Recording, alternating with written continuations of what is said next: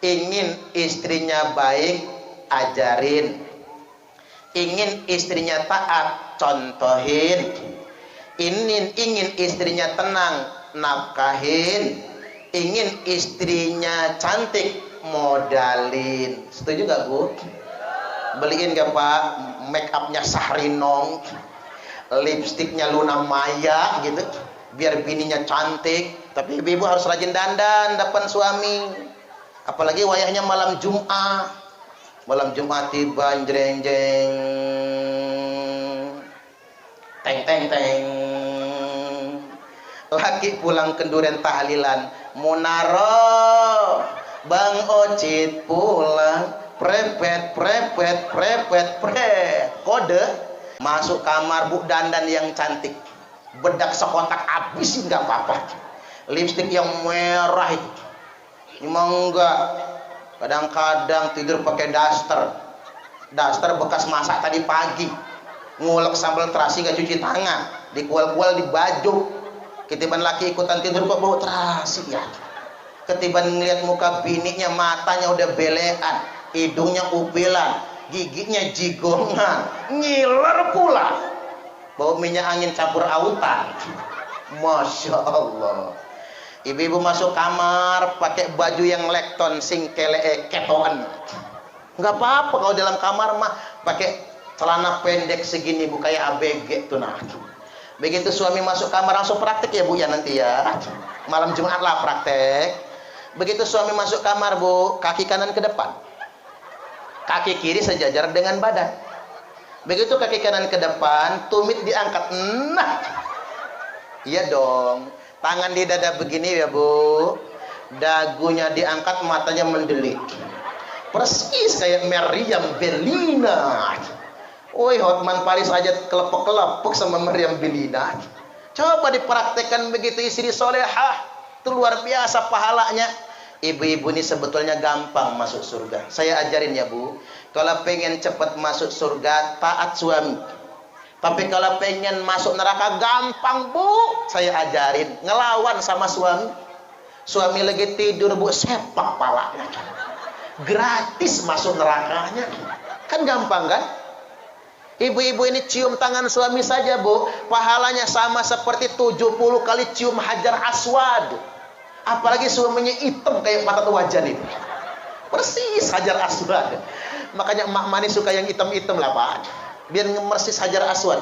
Buat adik-adik remaja yang gadis-gadis Pak Ustadz ingatkan, nanti kalau cari suami jangan yang kuning, jangan yang coklat, jangan yang putih, cari yang hitam sekalian. Cara cium tangannya emah 70 kali cium Hajar Aswad. Ibu-ibu nyuci baju suami ya Bu, satu baju saja ibu-ibu akan mendapatkan 1000 pahala, dicabut 2000 dosa. Bayangkan kalau ibu-ibu nyuci baju suami 10 sehari, 2 kolor celana dalam. Enggak, bapak-bapak ganti enggak celana dalam itu? Jorok amat, 24 jam satu celana dalam ya.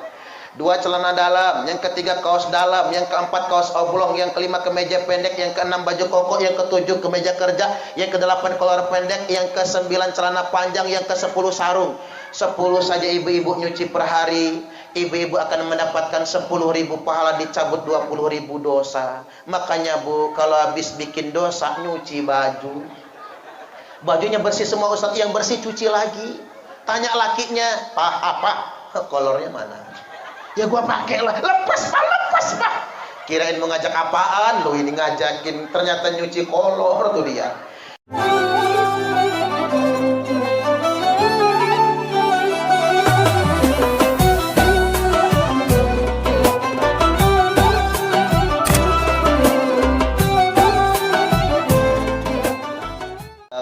Samawati wal ardi wa basitil arzaq, asyhadu an la ilaha illallahul malikul khallaq, wa asyhadu anna muhammadan rasulullah al-mab'utsu litatsmimi makarimal akhlaq. Allahumma salli wa sallim ala sayyidina Muhammadin wa ala alihi wa ashabihi wa man tabi'ahum bi ihsanin ila yaumit talaq. Amma ba'du. Yang saya hormati orang tua kita, Bapak Kiai Haji Masuddin, pimpinan Pondok Pesantren Tombo Ati alias Syifaul Qulub. Yang saya hormati orang tua kita, Bapak Kiai Basiruddin. Yang saya hormati Bapak Kepala Desa Pak Romsi, orangnya sangar kan Pak Romsi ya, wajahnya gitu, wajahnya sangar tapi maco. Jadi mulai kumis sampai brewoknya ini idola para janda. Pantesan Pak Romsi terpilih terus di Karangsari ini, karena mungkin di Karangsari banyak jandanya.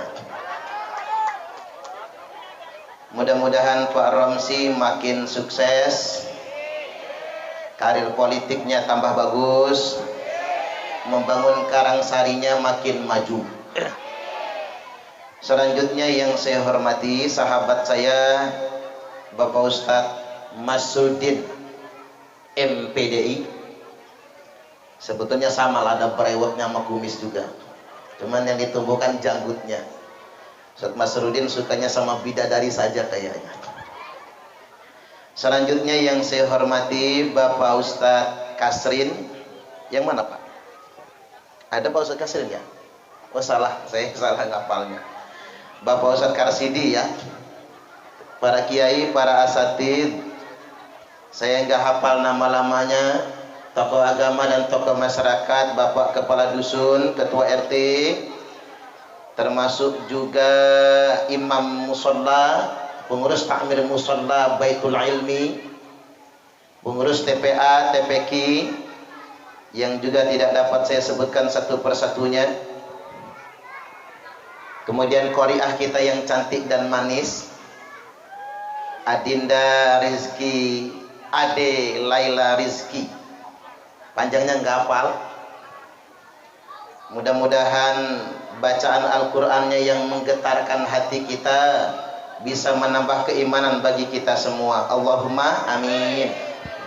Wasilah dengan bacaan Quran tadi, mudah-mudahan Ustazah Ade Laila Allah mudahkan jodohnya.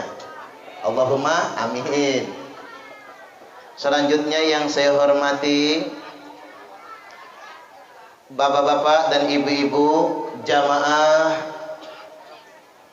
pengajian Karangsari Bersolawat beserta adik-adik santri-santri dari beberapa TPA TPQ, termasuk dari TPQ Maulana Hasanuddin ya. Nama TPQ kita di sini. TPQ Maulana Hasanuddin dan TPQ yang lainnya. Juga saya bawa rombongan dari Rumah Tahfiz Damarian Karim. Mana yang dari Rumah Tahfiz? Nyumput kemana sih anak-anak saya itu? Oh di sebelah belakang itu Pak Lurah, Pak Kades. Di Gang Pelangi kita bikin Rumah Tahfiz Damarian Karim. Itu ustadznya di situ, Ustadz Bintar Asror Saputra, Magister Syariah ya. Beliau ustadz yang mukim di sana, sanad keilmuan tahfiznya dari Karapiak, Yogyakarta. Selanjutnya mau tepuk tangan dulu silakan. Tepuk tangan dulu. Bapak-bapak, ibu-ibu, apa kabar? Sehat? Ini sepanjang saya safari Maulid, saya paling senang di sini malam ini. Mengapa saya sangat senang? Bukan cuman pas rebutannya tadi, bukan cuman itu. Tapi ibu-ibu saya kasih tahu ada yang sekilit loh Bu, ngantem yang sebelah sini. Sebelah sini duitnya itu loh yang banyak. Saat ibu-ibu sedang ngantem yang di sana habis, yang di sini terlupakan. Ternyata anak-anak sudah nyerobot duluan ke sebelah sini. Subhanallah. Mengapa saya senang juga Bapak Ibu? Karena cuman di sini saya begitu ceramah, mata saya langsung ke ibu-ibu. Tadi malam saya ceramah, ibu-ibunya jauh nggak kelihatan. Yang saya lihat bapak-bapak serem Bu, sangar-sangar. Saya paling suka kalau ceramah itu ngadepnya ibu-ibu begini Pak, rasanya adem banget. Allahu Akbar. Apalagi tadi pembawa acara ngomongnya apa? Bapak Ustadz yang karismatik. Saya kok kayak jedut langit rasanya ya. Allahu Akbar. Mudah-mudahan seperti doa Pak Kades tadi, Bapak Ibu yang mendengarkan ceramah dengan seksama, saya doakan masuk surga semua. Panjang umurnya, sehat badannya, lunas hutangnya, muka-muka cicilan, tambah rezekinya, tambah istrinya. Wih, mana amin? Tuh beliau yang amin, tandain Bu, tandain. Awas di rumah nanti nggak dibikinin kopi lagi loh Pak. Tambah solehah istrinya, Allahumma amin. Malam ini kita memperingati Maulid, dan syukur alhamdulillah kita barengkan dengan menyantuni anak yatim, menyantuni lansia. Tadi ada yang namanya Mbah Dasimah. Mbah Dasimah tadi mana? Di sana ya. Dasimah niku adalah nama salah satu anak setan. Ngapura nggih Mbah, ngapura nggih Mbah. Ada nama anak setan jenenge Dasim. Itu setannya setan lanang. Nek setan wedok Dasimah. Tapi udah terlanjur ya Mbah, namanya sudah terlanjur. Ya nggak apa-apa, nggak usah ngubah KTP lagi. Wong namanya nggak tahu, taunya bahasa Arab aja pokoknya. Mudah-mudahan Mbah Dasima sehat selalu dan panjang umur. Allahumma amin. Mudah-mudahan Bapak Ibu sedekah yang dikeluarkan buat anak yatim, Allah lipat gandakan pahalanya. Apalagi ini masa pandemi, banyak orang yang terdampak. Kalau kata Al-Imam Sufyan Ats-Tsauri, hadza zamanus sukut waluzumul buyut waridha bil qut ila antamut. Zaman ini adalah zaman di mana kalian semua mesti banyak diam, betah-betah tinggal di rumah. Waridha bil qut, ridha dengan persediaan makan yang ada, ngirit jangan boros. Kalau ada lebihnya kita berbagi dengan sesama, ila antamut, sampai engkau mati. Hadza zamanus sukut. Ini zaman di mana kita mesti banyak diam. Waluzumul buyut, betah-betah tinggal di rumah. Bahasa kerennya apa? Stay at home. Ini gara-gara corona orang pintar bahasa Inggris semua. Menang nang omah, stay at home. Wah. Kerja dari rumah, home working. Sekolah dari rumah, home schooling. Ngajar dari rumah, home teaching. Buruh harian di rumah kan tidak digaji lagi, home pimpa alaihum gambreng. Makanya inilah saatnya kita berbagi, inilah saatnya kita memberi. Manaqasat shadaqatum mimmal, sedekah tidak akan pernah mengurangi harta, bal yazdad, malah semakin ditambah dan semakin ditambah. Bahkan di sini Pak Kades ada binaan kita dari gerakan sedekah 1000 sehari. Mbak Kelsa, mana tadi Mbak Kelsa? Nah, itu Mbak Kelsa ya. Tuh anaknya siapa namanya? Jessica Mila ya. Jessica Mila ini mengalami masalah tulang belakang. kebocoran tulang belakang. Tadinya tinggal di Karanganyar ya, Mbak Mila ya, Mbak Kelsa ya. Kelsa itu suaminya ya, saya lupa pokoknya. Rumah sebelah mana sih rumahnya? Sana saya sering berkunjung Pak Kades. Tadi beliau tinggal di Karanganyar, tapi biar mudah ngurusnya, tinggal sama orang tuanya di sini sekarang. Dan itu memang kebocoran tulang belakang sampai pembekakan dan sudah sampai di tahapan operasi. Ya, mudah-mudahan Bapak Ibu, baik kami dari Gerakan Serbu maupun kita semua tetangga sekitar bisa membantu meringankan beban beliau. Insya Allah. Karena inilah bukti kita semua bersaudara. Karena contoh teladan dari Nabi itu adalah meringankan beban saudara muslim kita. Man nafasa an mu'min kurbatan min kurabid dunya nafasallahu anhu kurbatan min kurabi yaumil qiyamah. Barang siapa yang membebaskan saudara mukminnya dari satu kesulitan di dunia ini, maka Allah akan bebaskan untuknya dari satu kesulitan, dari kesulitan pada hari kiamat nantinya. Allahumma amin. Baik Bapak Ibu hadirin wal hadirat rahimakumullah, berwasilah dengan ngaji malam ini, berwasilah dengan salawatan kita, berwasilah dengan sedekah yang kita keluarkan, maka mudah-mudahan di akhirat nanti kita semua mendapatkan syafaat dari Nabi. Allahumma amin. Likulli nabiyyin da'watum mustajabah.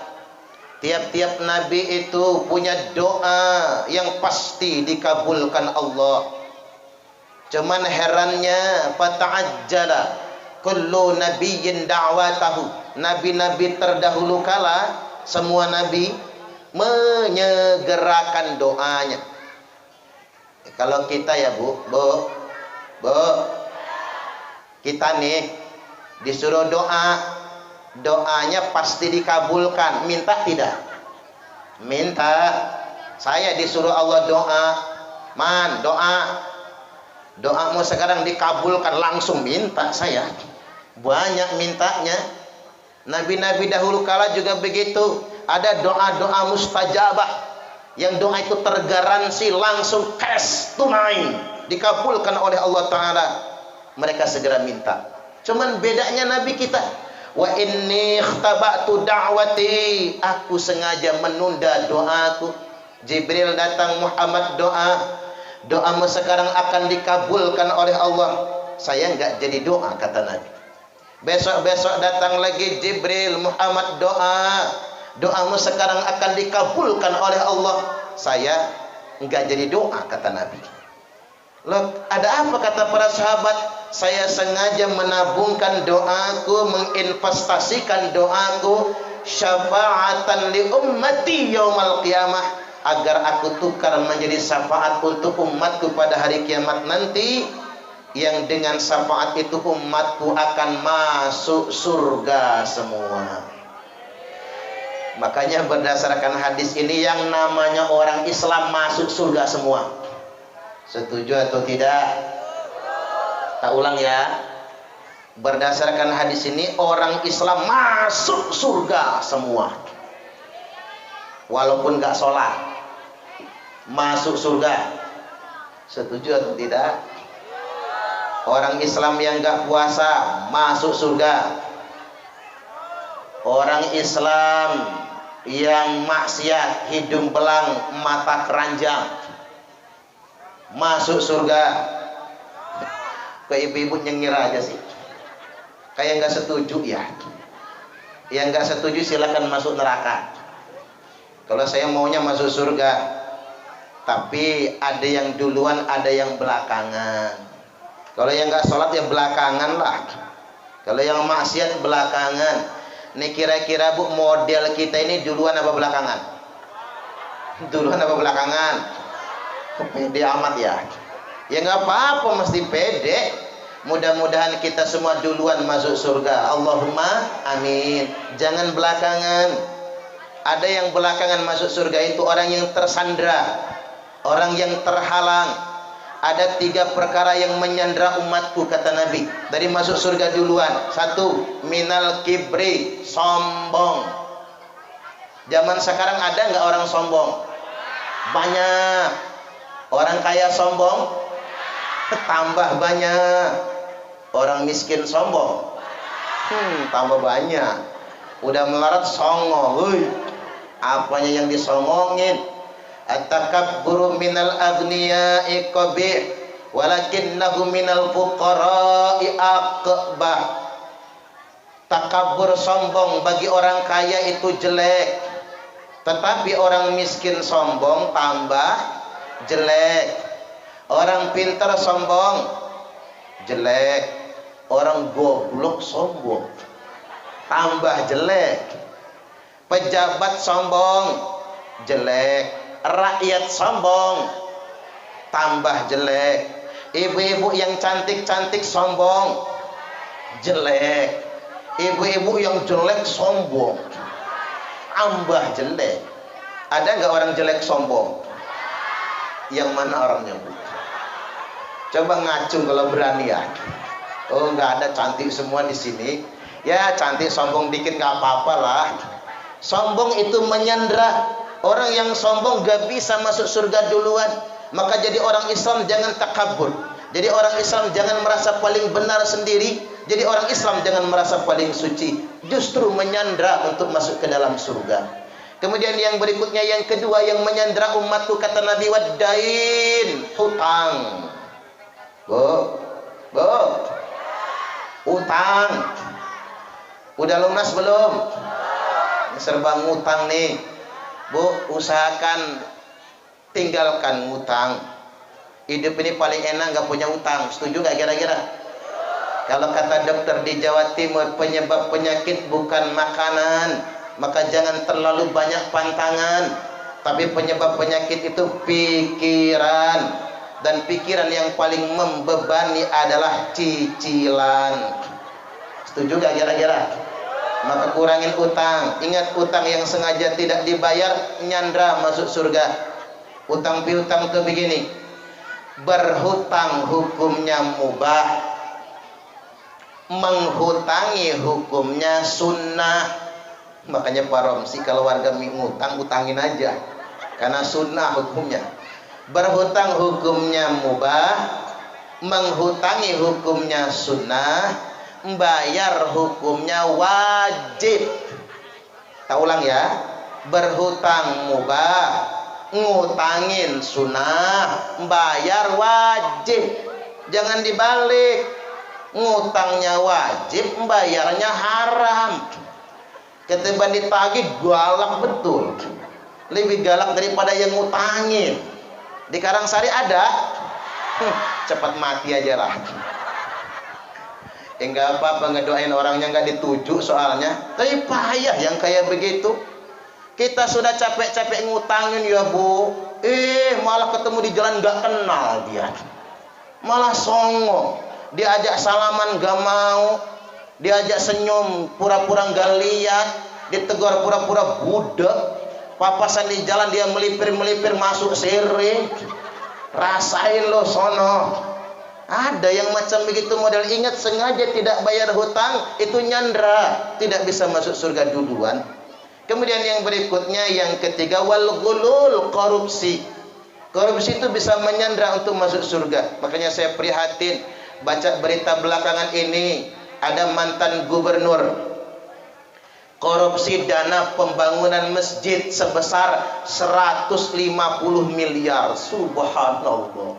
Alangkah gedenya korupsi, Pak. Buat bangun masjid lagi ya. Di berita nggak usah disebut namanya, nanti gibah kitanya. Mudah-mudahan Bapak Ibu kita tak sombong, hutang kita bayarkan, dan kita tidak korupsi. Mudah-mudahan kita masuk surga duluan. Allahumma amin. Hadirin wal hadirat, Bapak Ibu rahimakumullah. Di hari kelahiran Nabi, di malam sebelum subuh, ibunda kita Aminah radhiyallahu anha tak punya teman. Maka datang 4 wanita yang mulia. Siapa itu? Yang pertama, Sayyidah Hawa atau Siti Hawa. Hawa itu istrinya siapa? Nabi Adam. Pinter. Sayang Pak Kades, saya nggak bisa ngasih hadiah sama mak-mak nih. Oh subhanallah. Hadiahnya udah dikasih telur semua tadi ya. Biar kremian ya Bu, banyak makan telur. Yang kedua, nyusul wanita kedua. Siapa wanita kedua? Sarah. Sarah ini istri pertama dari Nabi Ibrahim alaihi salam. Nyebutnya itu istri pertama. Ini buat promosi Pak Kades soalnya. Berarti boleh dong ada yang kedua. Ada Bu Kades nggak ya? Alhamdulillah kalau nggak datang. Kemudian wanita ketiga nyusul. Siapa wanita yang ketiga? Asiyah. Asiyah itu istrinya siapa?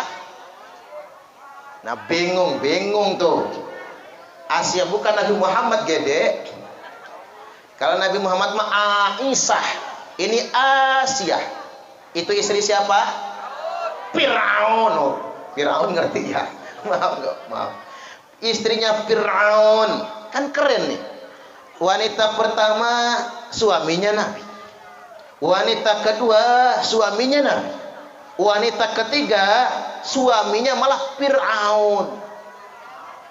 Jadi Firaun dedengkot neraka, Asiyah wanita penghulu surga.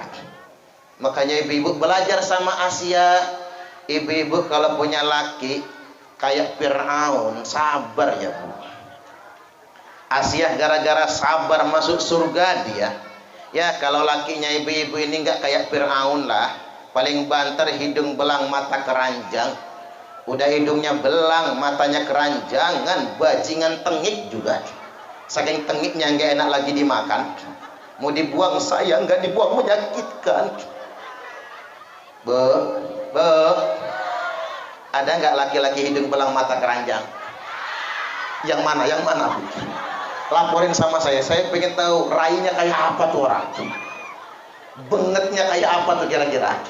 Allahu Akbar. Mudah-mudahan bapak-bapak soleh semua. Allahumma amin. Lalu nyusul wanita keempat. Siapa wanita keempat? Yakni Maryam binti Imran, ibundanya Nabi Isa alaihi salam. Dibantu oleh seorang bidan namanya Sifah binti Amr, maka lahirlah Nabiullah Muhammad sallallahu alaihi wasallam, lahir dalam keadaan tengkurap. Ya, kalau tengadah kesel air ketuban. Tengkurap. Bukan cuman tengkurap Bapak Ibu. Nabi kita lahir dalam keadaan sujud. Awas roboh. Lahir dalam keadaan sujud. Tangannya diletakkan di lantai. Begitu digendong kakeknya Abdul Muthalib radhiyallahu an, beliau sudah dalam keadaan tersunat. Jadi Nabi itu sudah disunat sejak lahir, sejak dalam kandungan. Jadi panjenengan gak usah nanya, Pak Ustadz, waktu Nabi disunat mantrinya siapa ya? Gak usah nanya, gak pakai mantrian. Itu sudah ketentuan dari Allah Subhanahu wa Ta'ala. Nah, begitu lahir, bidan mengatakan laki-laki, Sifah binti Amr. Karena orang Arab itu prestis, bagian dari kewibawaan punya anak lanang. Orang Arab jahiliyah malu kalau punya anak perempuan. Disebutkan dalam surah An-Nahl, wa idza busyira ahaduhum bil unta dhalla wajhuhu muswaddan wa huwa kadhim. Bangsa Arab jahiliyah itu apabila salah seorang di antara mereka mendengar kabar istrinya melahirkan anak perempuan, malunya bukan main, nunduk palanya, hitam mukanya, wa huwa kadhim, dan dia marahnya bukan main. Istri baru saja brojol, darah masih kebek, kocar kacir, digamparin oleh suaminya, dasar istri sialan, kok melahirkan anak perempuan. Tuh bejatnya orang Arab jahiliyah. Makanya kalau mereka lahir anak laki-laki maka teriak bidannya. Nah saking senangnya paman Nabi Abu Lahab. Abu Lahab ini dedengkot kafir Quraisy. Saking senangnya dia memerdekakan budak, maka lama waktu berlalu, Nabi kita diangkat Rasul, dia tidak mau beriman. Sampai ajalnya Abu Lahab tidak beriman, masih kafir dan masih musyrik. Tapi ketemu dalam mimpi di adik sepupunya Abbas bin Abdul Muthalib, paman Nabi.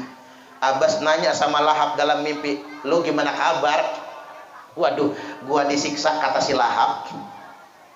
"Cuman tumben," kata si Lahab, "siksa kubur saya beda sama tetangga-tetangga. Tetangga kubur yang lainnya disiksa saban hari nggak libur. Nah, saya libur khusus hari Senin. Apa sebabnya? Dikarenakan sewaktu keponakan kita lahir, saking gembiranya saya bersedekah memerdekakan seorang budak. Gara-gara sedekah itu Abu Lahab libur siksanya pada hari Senin." Subhanallah. Kayak orang sekolah ya Bu. Orang sekolah mah libur Minggu, dia liburnya hari Senin. Nah, kita ini bukan Abu Lahab Pak, bukan Abu Jahal. Mudah-mudahan dengan sedekah kita malam ini, kita tidak akan pernah disiksa di dalam kubur. Allahumma amin. Kita tidak akan pernah disiksa di api neraka. Allahumma amin. Dan kita tidak akan pernah, dan kita semua selamanya akan dimasukkan ke dalam surga. Bu, lanjut gak ini? Karena kalau yang ngaji udah malam begini nih, jam 10 nih, ada yang semangat, saking semangatnya kepalanya ngangkat, matanya mendelik.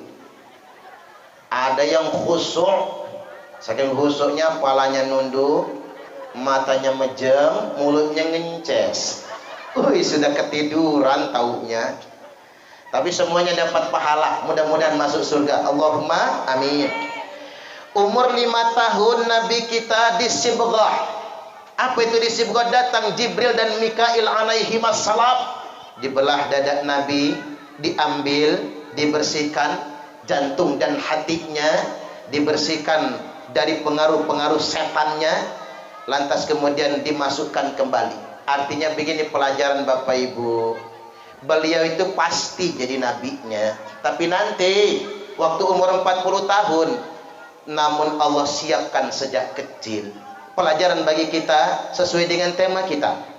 Pelajaran bagi kita kalau pengen punya generasi unggul, kalau pengen punya generasi yang berkualitas, pengen punya generasi yang berakhlakul karimah, dari kecil kita persiapkan. Ya Pak ya, ya Pak ya. Makanya Nabi umur 5 tahun itu usia suci. Anak kita itu Bapak Ibu umur 0 sampai 7 tahun kata Mbah Maimun Zubair, itu usia kesucian fitrah, bergantung orang tuanya. Makanya orang Arab punya pepatah, ma fil aba fil abna, apa yang ada pada bapaknya ada pada anaknya. Ma fil aba fil abna, yang ada pada bapaknya nurun ke anak. Itu kata orang Arab. Orang Jawa nyaut, apa kata orang Jawa? Nek bapake kalong, anake kampret. Nek bapake nyolong, anake nyopet. Coba diulang. Nek bapake kalong, anake kampret. Nek bapake nyolong, anake nyopet. Sekali lagi ya Bu. Nek bapake kalong, anake kampret. Nek bapake nyolong, anake nyopet. Yang namanya buah jatuh nggak jauh dari pohonnya. Makanya penting kita memberikan keteladanan buat anak-anak kita. Saya ini khawatir Bapak Ibu. Sepekan yang lalu saya jadi pemateri webinar nasional narkoba. Kata BNN Pak Kades, Bandar Lampung itu semua jengkal wilayahnya sudah wilayah zona merah narkoba. Selama masa pandemi hampir 2 tahun ini kita ribut masalah pandemi, ribut masalah Covid Corona, tapi ada yang abai narkoba. Narkoba ini sudah ke kampung-kampung, ya Pak ya. Kalau zaman dulu kita ngomong narkoba, noh di sono narkoba. Sekarang sudah di lingkungan kita masing-masing. Bahkan mohon maaf Bapak Ibu, narkoba ini sudah lintas generasi. Yang tua pakai narkoba, pemuda-pemudi pakai narkoba, remaja pakai narkoba, anak SD pakai narkoba. Saya meruqyah anak kelas 5 SD, Bu. Saya tanya ibunya, emaknya, anaknya kena apa, Bu? Kesambet gendruwo. Lo kok sampean tahu? Ini sebenarnya sudah sering diruqyah Ustaz, tapi nggak mempan. Yang ngeruqyah 10 kiai, 15 Ustaz, tapi nggak mempan-mempan. Ini kata saya, jangan-jangan jinnya jin modern ini. Jin modern itu dibacakan Fatihah nggak mempan, dibacakan ayat kursi jinnya malah hafal, dibacain Yasin jinnya malah nantang. Apa kata jinnya? Gua nggak takut sama Ustadz, gua takutnya sama tukang permak lepis, karena ada tulisannya permak jin segala jenis. Iya juga ya. Makanya bapak-bapak yang jadi tukang jahit, pertahankan jadi tukang jahit, karena hanya tukang jahitlah yang dikhawatirkan, yang ditakut oleh jin-jin yang ada. Begitu saya ruqyah, Bapak Ibu, pantesan gak mempan-mempan di ruqyah. Emang gak ada jinnya, emang gak ada gendruwonya, emang gak ada kuntilanaknya. Loh, kata ibunya, kok anak gua ongok-ongok Pak Ustadz? Udah ongok-ongok beler pula. Kata saya nggak tahu apa sebabnya, bawa rumah sakit jiwa kurungan nyawa. Dari rumah sakit jiwa dirujuk ke dokter spesialis saraf. Apa kata dokter? Setelah di-scanning, diapa-apain, hancur sarafnya. Gara-gara kebanyakan ngelem aibon. Allahu Akbar. Kita ini sedang dihadapkan dengan masa, Bapak Ibu. Ini zaman yang sangat mengkhawatirkan. Apa kata bapaknya dokter? Berapa duit saya bayar? Bapaknya dagang di pasar Cimeng, ibunya dagang di Bambu Kuning, rumahnya 3 tingkat. Berapa duit gua bayar? Yang penting anak saya sembuh. Apa kata dokter? Makanya Pak, jangan cuma duit yang dicari. Saraf sudah hancur begini, nggak bisa diperbaiki. Paling kita suntik penenang biar nggak ngamuk-ngamuk. Hidup segan, mati tak mau.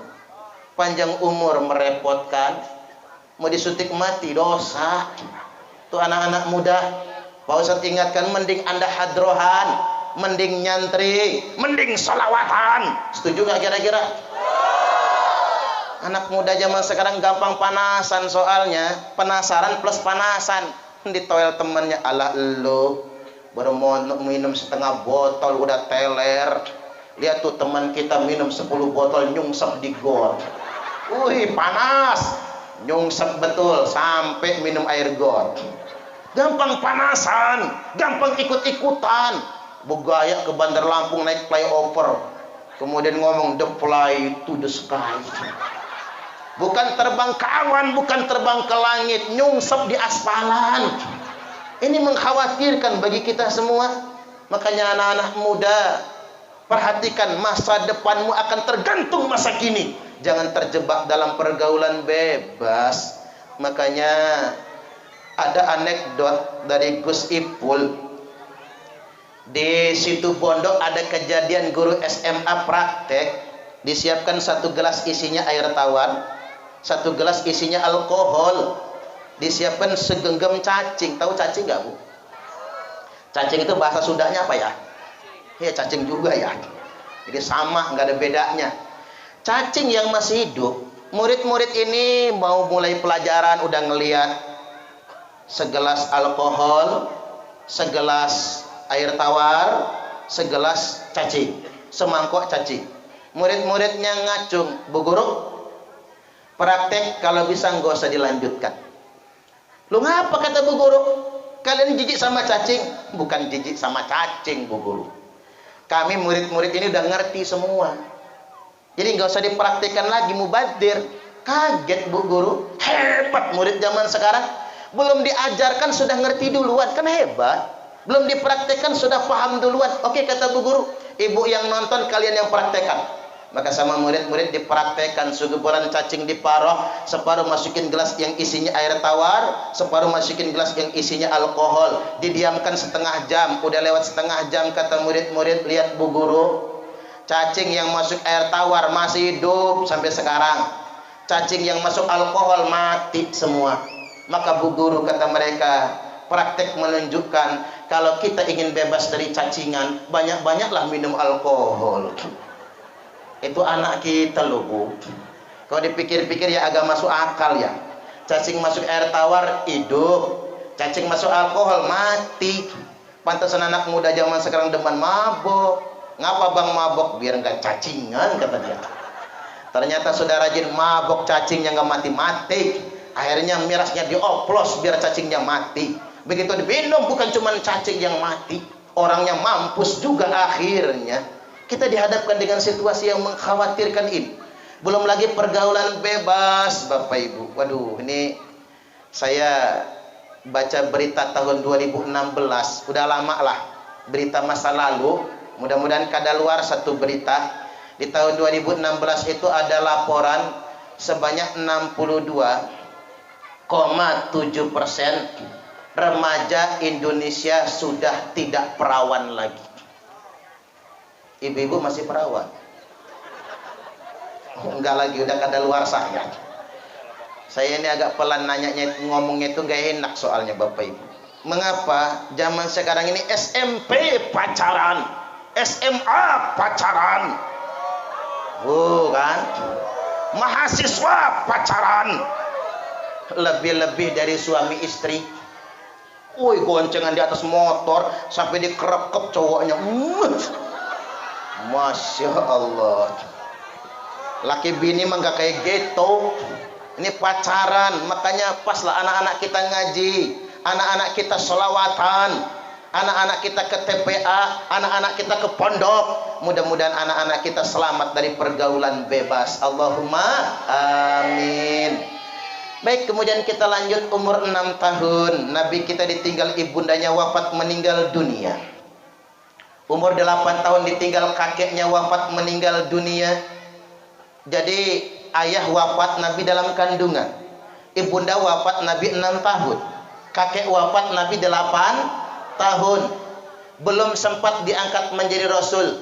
Maka Bapak Ibu, orang tua Nabi Abdul Muthalib sang kakek, Abdullah sang ayah, Aminah sang bunda radhiyallahu anhum, tiga-tiganya masuk surga semua. Allahumma amin. Ngapa saya sampaikan begini? Karena aliran Wahaboy, tahu Wahaboy? Aliran Wahaboy mengatakan orang tua Nabi masuk neraka. Kurang asem Wahaboy itu memang. Makanya ngaji hati-hati ya Pak. Anaknya hati-hati kalau ngaji. Nanti jadi Wahaboy lagi ya. Nuduh orang tua Nabi masuk neraka. Kadang-kadang saya juga heran Bapak Ibu. Zaman sekarang ini kok orang muda betul kopar kafir. Ngomong bid'ah, belajar agama mak jelas kata orang Lampung. Ketika kita tanya lo belajar di mana? Internet. Nanti kalau mati ditanya malaikat, guru kamu siapa? Syekh YouTube al-interneti. Kiainya Kiai Haji Google. Ustadznya Ustadz Facebook LCMA. Nggak bisa dipertanggungjawabkan. Makanya harus bersanad. Dan mohon maaf Bapak Ibu, banyak rumah-rumah tahfiz, kedoknya rumah tahfiz, tapi malah justru menggalang dana untuk teroris. Hati-hati. Makanya belajar yang benar, cari sanad yang benar. Yang mahal itu sanad. Kalau ilmunya bisa digali, orang ngapal Quran ngapal lewat YouTube aja bisa, tapi sanadnya yang mahal. Baik, yang berikutnya kita langsung loncat. Usia 25 tahun Nabi kita menikah. Ini banyak yang belum nikah, yang muda-muda ya. Kalau Sahrul sudah belum 2 kali ya. Subhanallah. Ini saya kalau variasi mobil ke Sahrul semua ini. Orangnya ganteng, manis dan baik hati. Anaknya berapa sekarang? Baru 3. Istri baru 1. Awas tuh kata bininya, gua cekek jangan macam-macam. Nabi itu menikah usia 25. Nih pelajaran dari Mbah Maimun Zubair. Beliau ini ulama yang makomnya waliullah. Wafat saja di Mekah, dimakomkan di Jannatul Ma'la, bertetangga dengan Sayyidah Khadijah. 7 tahun fitrah, 7 ke 14, 14 ke 21 usia belajar. Makanya kencengin tuh belajar. 21 sampai 28 usia pernikahan. Usia awal nikah 21, bagusnya. Tengah-tengah paling top 25, paling tua 28. 28 belum kawin, ketuaan. Nih Ustadz Ahmad Zaruni. Udah mau 28, ketuaan lah. Jodoh masih milih-milih. Mana lagi yang belum nikah-nikah itu? Ketuaan. 28 ke 35 usia pekerjaan. Ini buat anak-anak lanang, Pak Ustadz kasih tahu.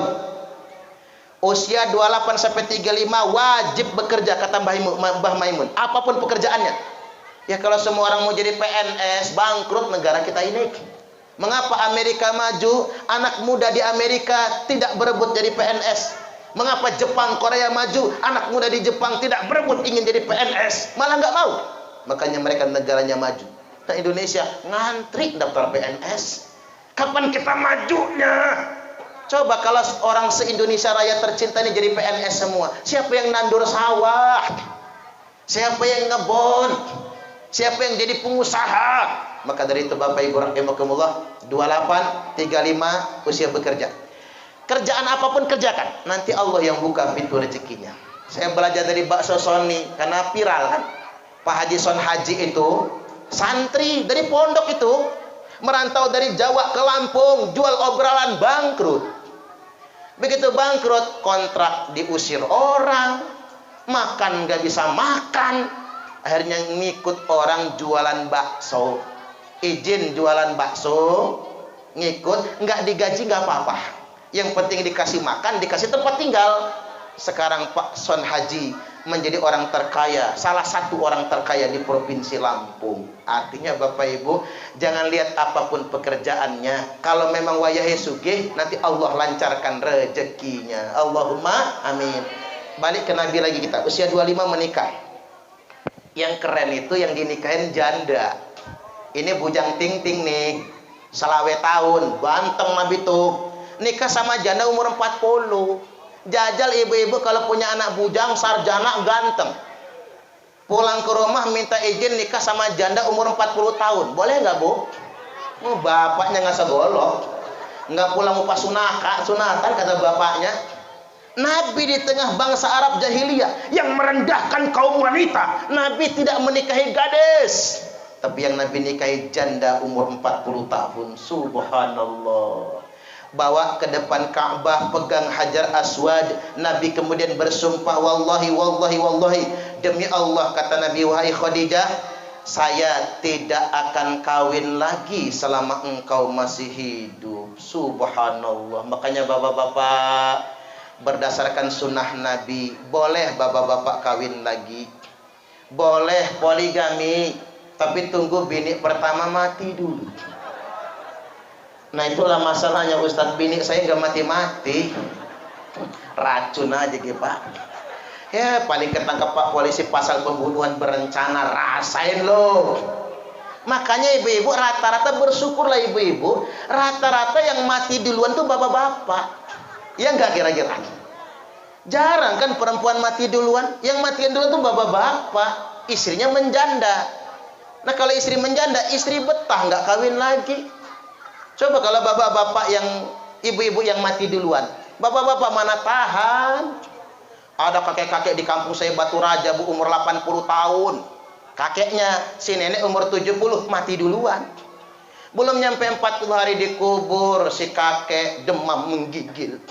Sama anak diurus, bak, kata anak. Bak nak pecel, enggak, katanya, enggak mau. Bak nak bakso, enggak mau. Bak nak sate padang saja, enggak pula, enggak mau.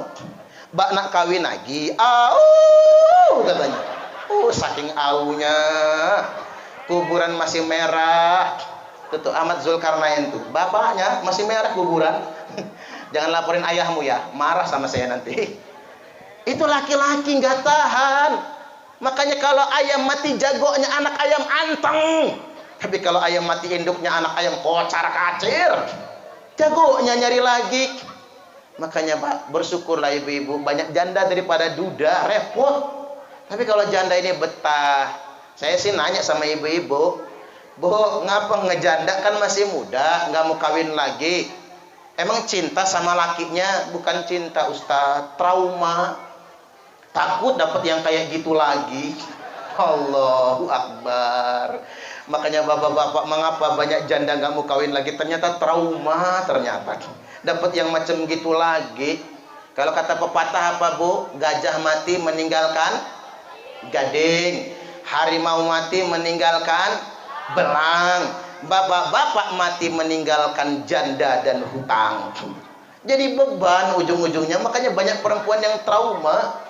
Balik lagi Bapak Ibu rahimakumullah, Nabi kita menikah sama janda umur 40 tahun. Makanya Khadijah tidak pernah dimadu oleh Nabi sampai wafat meninggal dunia. Bahkan ketika Sayyidah Khadijah wafat meninggal dunia, Nabi menduda 3 tahun. Subhanallah. Baru Nabi diperintahkan menikahi Aisyah, itu pun atas perintah Allah, masih kecil, nggak bisa diapa-apakan, dipulangkan dulu ke bapaknya. Lalu Nabi menikahi Saudah. Saudah ini orang Jaseng kayaknya ya. Namanya Saudah kan orang Jaseng tuh rata-rata. Saudah ini waktu dinikah Nabi, ada riwayat mengatakan umurnya 60 tahun. Ada yang mengatakan 59, ada yang mengatakan 70. Buh. Makanya Pak Romsi, mumpung masih gagah lah, mumpung masih kades gitu. Kalau Pak Romsi mau kawin lagi silakan sekarang saatnya.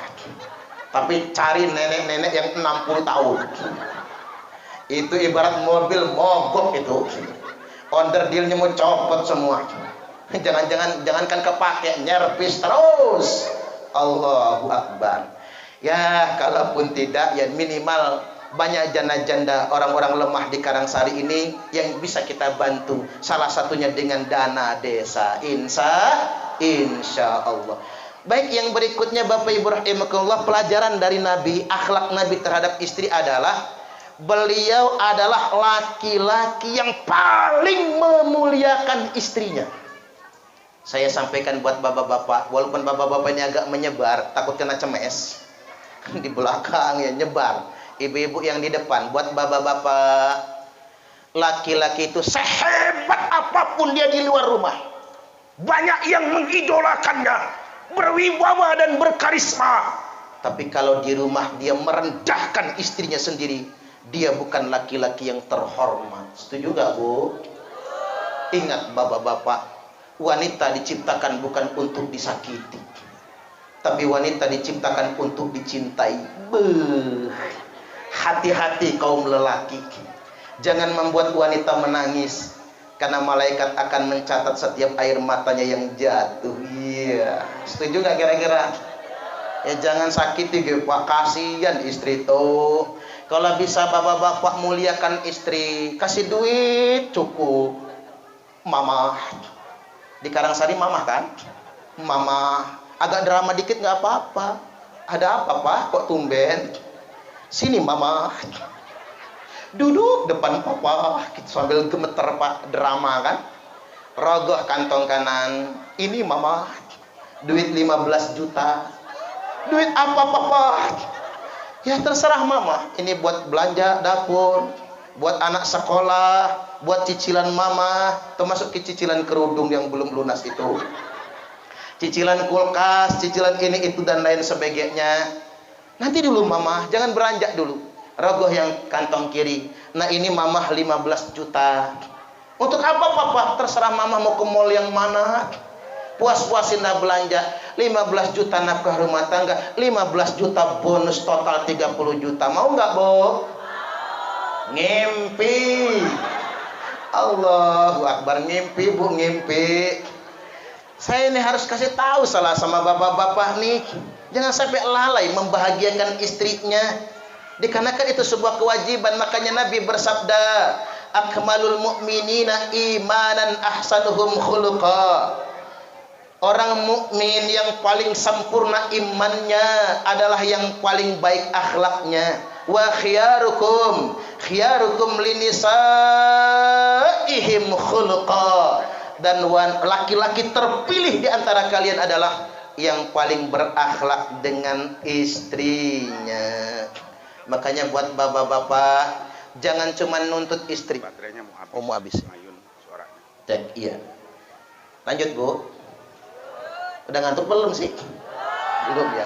Jangan cuma nuntut istrinya taat, tapi juga harus tunaikan kewajiban. Setuju gak Bu? Kita ngegoreng bapak-bapak dulu ya. Nanti ngegoreng emak-emaknya belakangan aja. Baik, umur 40 tahun Nabi kita resmi diangkat menjadi rasul. Makanya usia kematangan itu 40. Pelajaran Bapak Ibu, usia matang itu 40. Makanya kalau di bawah 40 masih emosian wajar. Umurnya kok usia matang itu 40. Makanya kalau pengen jadi presiden, minimal gubernur lah ya, itu 40 tahun. Jangan kurang dari situ. Kalau levelnya sudah setinggi itu, biar matang. Namanya mimpin orang-orang tua. Umur 63 tahun Nabi kita, umur 53 tahun Nabi kita hijrah dari Mekah ke Madinah. Umur 63 tahun, kita langsung lanjut ke 63-nya. Umur 63 tahun Nabi kita wafat, meninggal dunia. Falamma jaa yaumul isnin min sahri Rabiul Awal. Tibalah hari Senin di bulan Rabiul Awal. Jadi, Bu, Nabi kita itu wafatnya Senin, lahirnya Senin, wafatnya juga hari Senin. Tanggal 12 Rabiul Awal tahun ke-11 Hijriah. Nabi diwafatkan di hari kelahirannya. Karena kita umat Nabi, biasanya kita katut ngikut Nabi. Kita juga rata-rata kebanyakan akan dimatikan pada hari kita dilahirkan. Ada nggak ibu-ibu yang lahirnya hari Minggu? Kalau ada siap-siap, besok Minggu soalnya. Jangan-jangan besok matinya. Ya rata-rata begitu. Datanglah hari Senin, malaikat Israel datang. Ba'da sholat subuhnya Nabi di masjid. Nabi habis sholat subuh, subuh pun dipapah. Ya ma'asyarul muslimin, wahai segenap kaum muslimin, aku akan segera mati meninggalkan dunia, kata Nabi. Wa hadza awwalu yaumi minal akhirah. Hari ini adalah hari pertama saya tinggal di akhirat. Wa akhiru yaumi minad dunya, dan hari terakhir saya tinggal di dunia ini. Subhanallah. Nabi mau mati ngomong. Bisa nggak bapak-bapak kalau mau mati nanti ngomong juga? Ma, bapak mau mati kayaknya. Kalau bapak mati jangan kawin lagi ya. Pan enak persiapannya. Selesai ngomong Nabi masuk kamar, Israel datang. Singkat cerita, Israel masuk kamar. Ceritanya panjang sebetulnya. Cuma jangan ceritain, kelamaan ceramahnya nanti. Assalamualaikum ayyuhan nabi. Waalaikumsalam ya Israel. Ada apa, kata Nabi, kamu datang ke sini sekedar ingin bertamu atau ingin mencabut nyawa saya? Kata Israel, Muhammad, saya datang ke sini ingin bertamu, sekaligus ingin mencabut nyawamu. Kalau boleh Muhammad, kalau enggak boleh saya akan pulang lagi. Subhanallah. Coba saya kalau mau mati ditanya begitu, man, saya diperintah Allah nyebut nyawa kamu, kalau boleh ya udah lo pulang aja sono, enggak usah balik lagi ke sini. Kata Nabi, aina Jibril? Mana malaikat Jibril? Ngobrol-ngobrol sama Jibril. Selesai ngobrol, kata Nabi, Israel, cabut nyawa saya. Maka dicabut nyawa Nabi pelan-pelan. Yang pertama kali mati telapak kaki. Maaf, saya di atas nyontohin ya Bu. Telapak kaki itu kalau sudah melengkung begini, melengkung ya, umur paling lama 3 hari mati. Paling lama itu. Coba periksa telapak kaki masing-masing. Ada nggak yang sudah melengkung? Ya siap-siap ge. Kalau nggak panjang umur, kan biar husnul khotimah. Orang yang sudah mau mati itu telapak kaki melengkung, pandangan matanya mendongak ke atas. Kayaknya ke atas semua ya. Oh ngeliatin saya ya Bu ya. Pandangan mata mendongak ke atas. Makan apapun hambar, nggak ada rasa. Corona ya, corona. Penciuman hilang. Makanya ibu-ibu kalau kira-kira nyium minyak angin nggak kecium, terasi nggak kecium, duit kecium kalau itu mah. Kalau kira-kira macam begitu, jangan-jangan nih bukan cuman COVID, jangan-jangan alamat nih. Orang yang sudah mau mati juga Bapak Ibu tulang belakangnya lepek. Jadi tulang belakang itu kan tegak tapi melengkung. Nah orang yang sudah mau mati lepek rata dengan lantai kalau terlentang. Duduk pun mesti cari senderan. Coba lihat yang nyender-nyender itu. Kalau udah kemiringan jangan-jangan gak lama lagi. Kan enak, makanya rata-rata orang muslim itu husnul khotimah. Makanya saya ini pede sangat, Pak. Yang namanya orang Islam itu masuk surga semua. Ya dikit lah yang mampir itu. Kalau yang di sini nggak mungkin mampir lah, nggak mungkin. Kan begini, yang mampir ke neraka nanti Allah nanya, malaikat kata Allah, umat Muhammad sudah diangkutin belum dari neraka? Kan cuma sepertiga yang di neraka. Sepertiga masuk surga duluan tanpa hisab, sepertiganya nyusul setelah dihisab, sepertiga mampir ke neraka. Dapat syafaat nantinya. Ada 10 hari angkut ke surga, dapat syafaat. Ada yang sebulan, ada yang setahun, ada yang 10 tahun, sampai habis. Malaikat ditanya, masih ada enggak umat Muhammad? Kata Allah, wallahu a'lam, padahal Allah mah tahu. Kata malaikat, habis. Cari dulu kata Allah di kerak-kerak neraka itu. Maka malaikat bawa eskavator, beko itu loh, dikerokin. Masih banyak ya Allah, orang Karangsari ini kayaknya. Dalam neraka di kerak-keraknya ini. Lalu Allah nanya, benar orang Karangsari? Benar ya Allah. Mereka amalnya apa? Apa mereka punya sholat? Enggak ada ya Allah. Oh, ternyata yang enggak sholat. Mereka punya puasa? Enggak ada ya Allah, enggak pernah puasa. Mereka bayar zakat? Pelit ya Allah. Makanan lebih baik busuk daripada kasih ke tetangga. Mereka pernah ikut maulidan, apalagi boro-boro. Suruh nyumbang telur aja marah dia itu. Malah rebutan telur. Subhanallah. Nyumbang mah kagak ya Bu, yang rebutan nomor 1. Tapi enggak dong, kalau rebutan berarti ikut maulidan kan? Ikut maulid enggak pernah, ngaji enggak pernah. Guru ngaji malah kena marah sama dia, kerjaannya maksiat. Terus bagaimana dengan maksiatnya? Wajadna a'malahum minad dunubi ka'amtalil jibal. Kami jumpai amal perbuatan mereka penuh dengan dosa-dosa yang menjulang-julang tinggi bagaikan gunung. Ghaira annahum yashhaduna an la ilaha illallah wa anna muhammadar rasulullah. Kecuali mereka pernah mengucapkan 2 kalimat syahadat, belum batal karena murtad. Kalau begitu kata Allah, mereka juga masukkan ke dalam surga karena rahmatku. Subhanallah. Golongan 0 besar saja Pak yang petik punya syahadat Bapak Ibu, subhanallah, tetap mendapatkan rahmat Allah dan meraih surganya. Tarik nyawa Nabi sampailah di dada. Ketika nyawa Nabi sampai di dada, beliau berwasiat. Nah ini kita sudah di puncak materi ini. Bu, lanjut nggak Bu? Tahanin kalau ngantuk.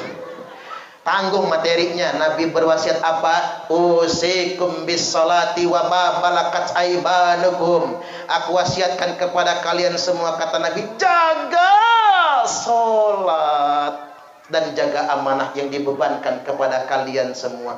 Jaga salat nomor 1. Jangan sampai kayak kata orang salat zuhur mepet asar, asarnya numbur maghrib, maghribnya mentok Isya, Isyanya ketiduran, subuhnya kesiangan. Kita ban sholat subuh niatnya begini, usolli fardhu subhi rakaataini mustaqbilal kiblati, kodoan lillahi ta'ala. Lo kok kodoan Pak, jam 8 sholat subuhnya. Istrinya nyusul, apa kata istrinya? Usolli fardhu subhi rakaataini mustaqbilal kiblati, kesiangan lillahi ta'ala. Lo kok kesiangan Bu, jam 9 sholat subuhnya. Nanti anaknya niru, apa kata anaknya? Usalli fardhu subhi wal dhuhri wal asri wal maghribi wal isya'i kroyoan oplosan lillahi ta'ala. Hancur sholatnya. Walaupun masih mending. Kalau kata orang Jakarta apa? Subuh maraton, zuhur ke salon, asar main badminton, maghrib mainin handphone, isya nonton sinetron, mati kena Smackdown malaikat Israel. Tarik lagi nyawa Nabi sampai di kerongkongan. Nah ini spesial buat emak-emak nih. Ittaqun nisa, ittaqun nisa, ittaqun nisa. Hati-hati dengan wanita. Selamatkan kaum wanita. Waspada dengan wanita.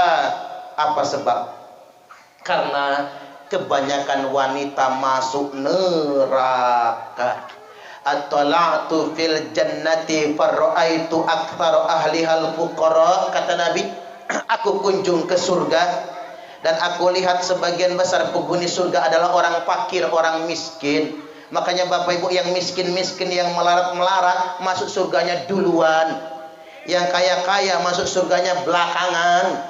Makanya Bapak Ibu kalau pengen cepetan masuk surganya jangan kaya. Yang sudah terlanjur kaya, hartanya kumpulin, kasihlah ke saya. Biar saya yang memanfaatkannya untuk kebaikan. Wa tola'tu finnar. Lalu kata Nabi, aku diajak kunjung ke neraka. Faraitu aktar ahlihan nisa. Sebagian besar penghuni neraka adalah perempuan. Apa sebab banyak perempuan masuk neraka? Karena perempuan kurang syukur dengan suami. Bu. Sebab wanita masuk neraka karena kurang syukur sama suami. Ada uang abang disayang, enggak ada uang abang ditendang. Kalau dompet laki lagi gemuk, mau dipeluk-peluk. Tapi kalau dompet lakinya lagi tipis, dipegang saja bilangnya najis. Jijai bajai najong tralala. Ibu-ibu mau masuk surga enggak, Bu? Saya ajarin ya. Kalau dikasih suami, Bu, uang belanja 30 juta sebulan nerimo. Ya iyalah kalau segitu mah. Dikasih 15 juta nerimo. Kasih 5 juta nerimo. Cuma dikasih 500 ribu nerimo lan nelongso. Cuma dikasih 50 ribu sebulan, is okay wae aku rapopo. Jangan ge, Pak. Apa kata pepatah orang di Facebook itu? Ingin istrinya baik, ajarin. Ingin istrinya taat, contohin. Ingin istrinya tenang, nafkahin. Ingin istrinya cantik, modalin. Setuju gak, Bu? Beliin gak, Pak? Make upnya Sahrinong, lipstiknya Luna Maya gitu, biar bininya cantik. Tapi ibu-ibu harus rajin dandan depan suami. Apalagi wayahnya malam Jumat. Malam Jumat tiba jreng jeng, teng teng teng. Laki pulang ke duren tahlilan, munaro. Bang Ocit pulang, prepet prepet prepet pret. Kode. Ibu-ibu langsung nyoba biar dia enggak ganggu. Masuk kamar, Bu, dandan yang cantik. Bedak sekotak habisin enggak apa-apa. Lipstik yang merah itu. Emang enggak. Kadang-kadang tidur pakai daster. Daster bekas masak tadi pagi. Ngulek sambal terasi enggak cuci tangan. Dikual-kual di baju. Ketiban laki ikutan tidur kok bau terasi ya. Ketiban ngeliat muka bininya, matanya udah belean, hidungnya upilan, giginya jigongan, ngiler pula. Bau minyak angin campur autan. Masya Allah. Ibu-ibu masuk kamar pakai baju yang lekton sing ketoan. Enggak apa-apa kalau dalam kamar mah pakai celana pendek segini, Bu, kayak ABG tuh nah. Begitu suami masuk kamar langsung praktek ya, Bu, ya nanti ya. Malam Jumat lah praktek. Begitu suami masuk kamar, Bu, kaki kanan ke depan. Kaki kiri sejajar dengan badan. Begitu kaki kanan ke depan, tumit diangkat. Nah. Iya dong. Tangan di dada begini ya, Bu. Dagunya diangkat, matanya mendelik. Persis kayak Meriam Bellina. Woi, Hotman Paris aja kelepek-kelepek sama Meriam Bellina. Coba dipraktekkan begitu istri solehah. Itu luar biasa pahalanya. Ibu-ibu ini sebetulnya gampang masuk surga. Saya ajarin ya, Bu. Kalau pengen cepat masuk surga, taat suami. Tapi kalau pengen masuk neraka, gampang, Bu. Saya ajarin, ngelawan sama suami. Suami lagi tidur, Bu, sepak palanya. Gratis masuk nerakanya. Kan gampang kan? Ibu-ibu ini cium tangan suami saja, Bu. Pahalanya sama seperti 70 kali cium Hajar Aswad. Apalagi suaminya hitam kayak mata wajan itu. Persis Hajar Aswad. Makanya emak manis suka yang hitam-hitam lah, Pak. Biar persis Hajar Aswad. Buat adik-adik remaja yang gadis-gadis, Pak Ustadz ingatkan, nanti kalau cari suami jangan yang kuning, jangan yang coklat, jangan yang putih, cari yang hitam sekalian.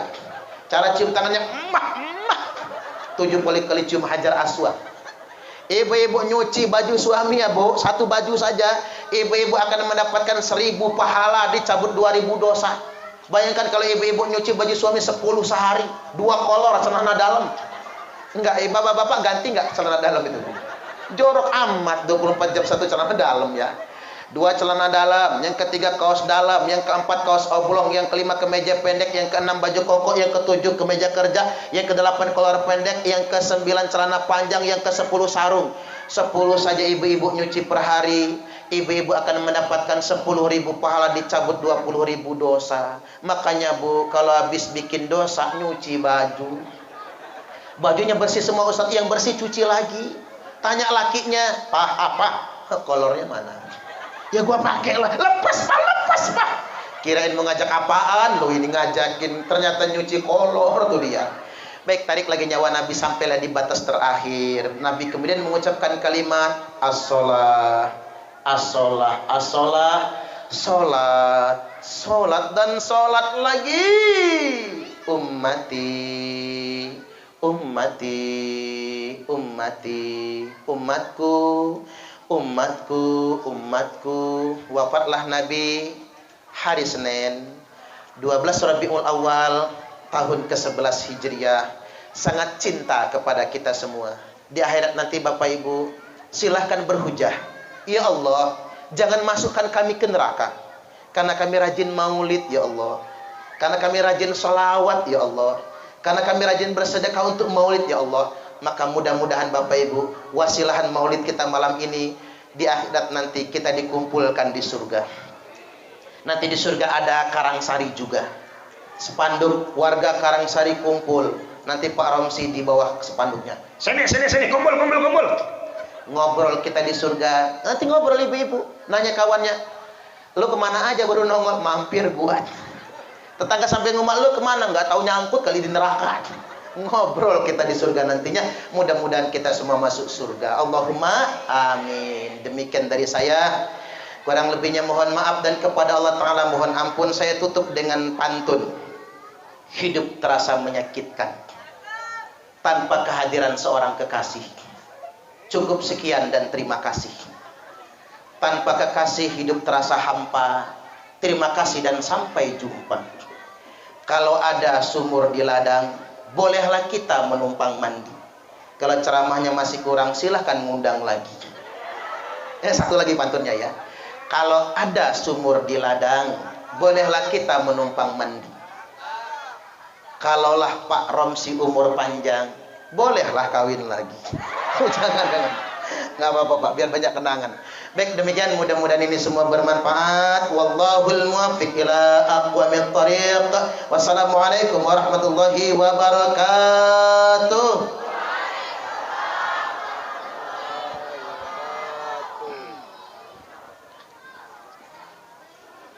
Sejam lebih. Sejam lebih Pak.